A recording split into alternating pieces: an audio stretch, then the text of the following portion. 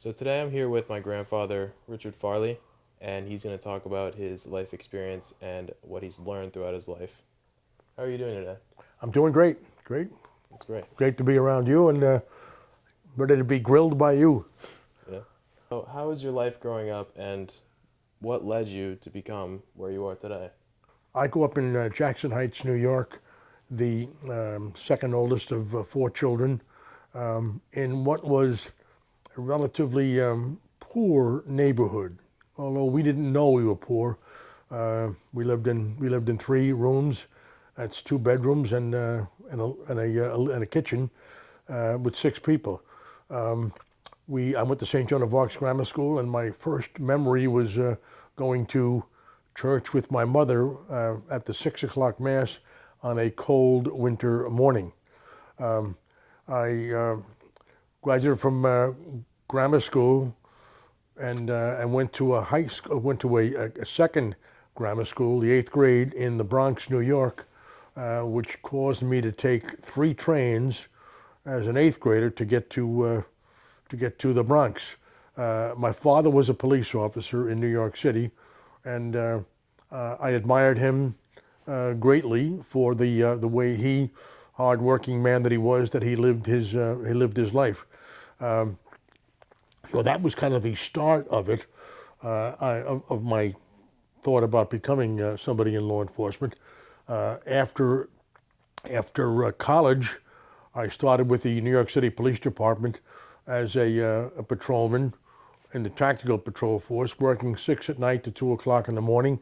And at the same time, I was going to graduate school with some FBI agents whom I just began a friendship with, and they recruited me into the FBI.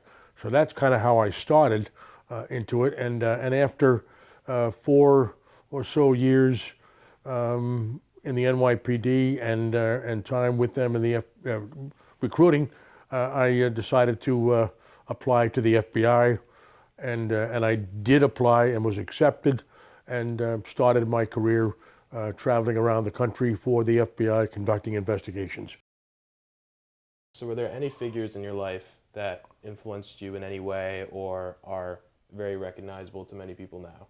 The primary influence in my life, I would have to say, came from my mother, who was born in Ireland, lived in Tralee, County Kerry, Ireland, and came out here as an immigrant from Ireland.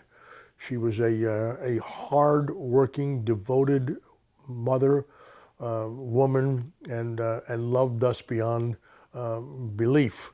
I mean, just a great person. At the time I grew up, we had no washing machines and no dryers and no dishwashers. So my mother would wash the clothes for six people in the kitchen sink on a hard board with a piece of brown soap. When she finished washing the clothes, she would take the clothes up to the roof, hang them out to dry, and then, like at 4 or 5 in the afternoon, when I would come home, she would say, "Would you ever go up on the roof and bring down the clothes? Would you ever say no?" Would be the question I'd have to ask. But she was the primary influence in my life. I worked with a fellow by the name of, well, before I went to college, I went to All Hallows High School in the Bronx, which is the same high school my father went to. And kind of an interesting aspect of it, when I was in senior year in high school, we played Powell Memorial High School in a basketball game at All Hallows High School.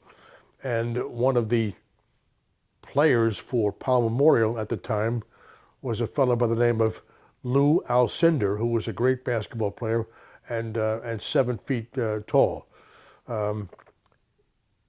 Is that the same person? Is that Kareem Abdul-Jabbar, if I'm remembering correctly? Yes, that's Kareem Abdul-Jabbar of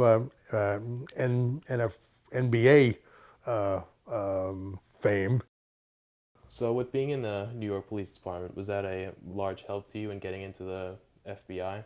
Jake, being in the NYPD, I worked at 6 at night to 2 o'clock in the morning, 4 days on and 2 days off in really high crime neighborhoods.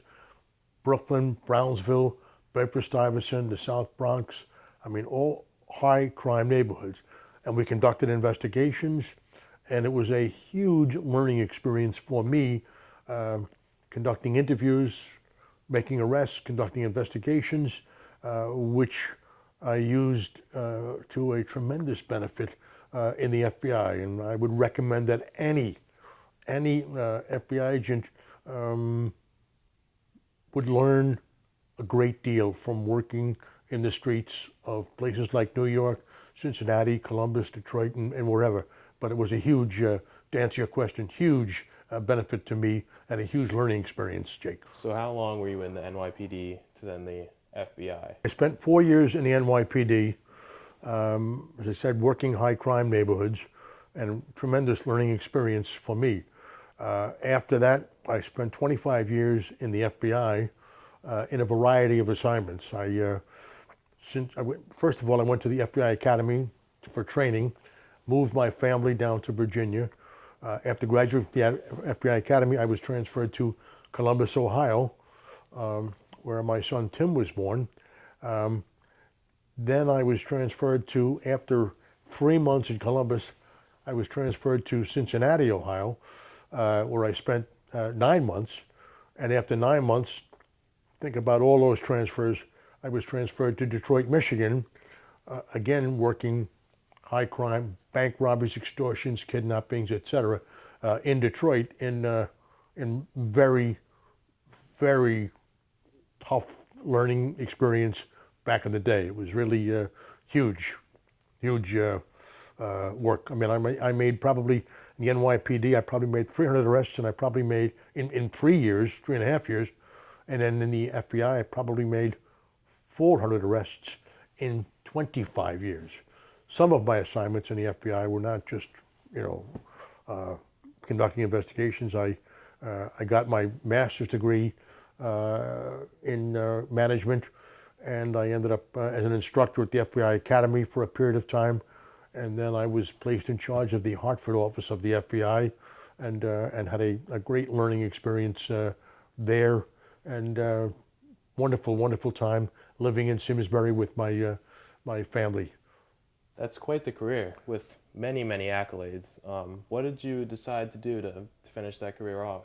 After 25 years in the FBI, I decided I was going to retire, and I got a call from a friend of mine, a fellow by the name of Milt Ulrich, who is still a dear friend of mine to this day, and he asked me if I would be interested in working for the National Football League.